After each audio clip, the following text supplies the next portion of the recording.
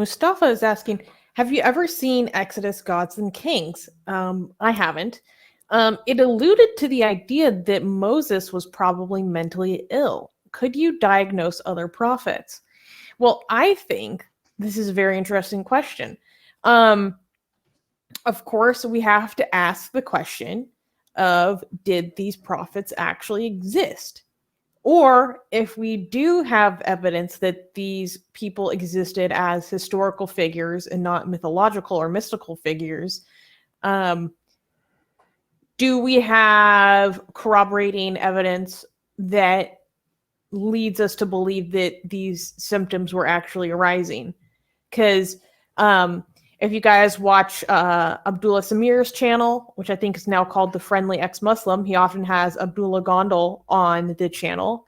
And Abdullah Gondal has a lot of theories about the mental health of Prophet Muhammad, and that he had a form of epilepsy, and that some of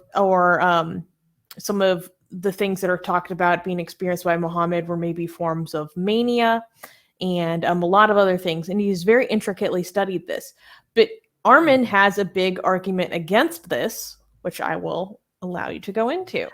I mean, the idea of judging somebody, mentally analyzing somebody, not just across distance but across time, I think it's insane to me. You know what I mean? Especially Moses.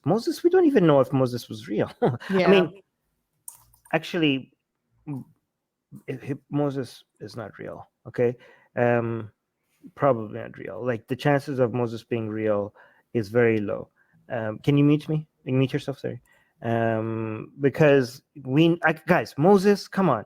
We have archaeological evidence right now that the Exodus story was not real, right? From between Muhammad, Jesus, and Moses is the least likely one that ever existed. Like, the Moses story is completely made up, okay? But even if you want to go mentally analyze like Muhammad, okay, the Muhammad figure, even though most of the stories about him are made up, the fact that this Muhammad story is based on a person that did something at some point, that is the most likely one. But to come out and say, like, this is why I disagree with Abdullah Samir, that, oh, this one matches this, mental disorder and that mental disorder.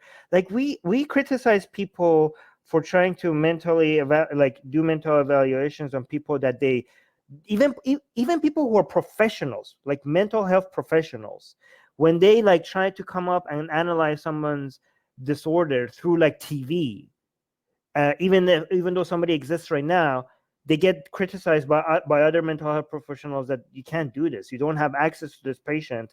There's no reliable way for you to, decide what mental disorders this person does or doesn't have, right? Let alone trying to analyze somebody that lived many years ago. Let alone somebody that lived many years ago, with stories that we know almost for sure 90% of it is all made up.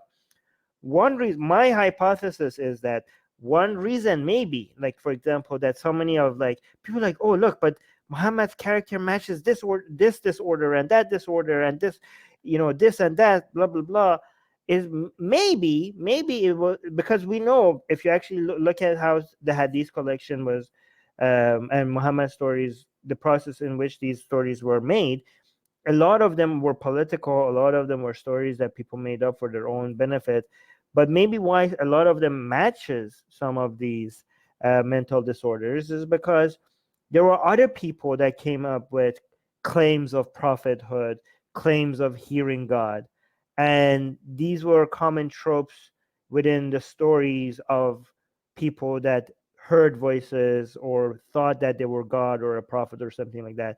So when you make up a story about prophets, or even if you merge stories of different peoples to create your own God or create your own prophet, it will, whether the imagination of a God is a merger of other people's dreams and stories, or if you create a prophet, it's a merger of other people's claim that they are like sons of God or a prophet of God.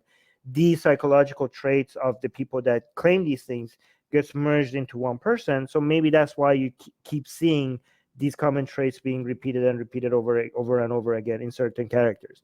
That might be the case. It might be not because that person was mentally ill or something. That maybe the stories that were added eventually led to those stories being constantly, those narratives being constantly repeated in certain characters.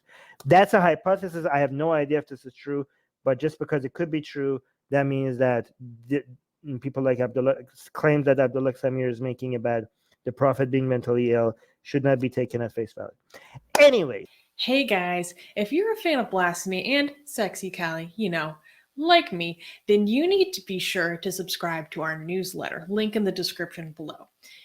Because if you subscribe, we will send you a free copy of our Blasphemous Art ebook. And let me tell you, it is the tastiest blasphemy that you can find anywhere available today. And we are so generous with our blasphemy that we continue to send you more blasphemy every week. So make sure to subscribe, link in the description below.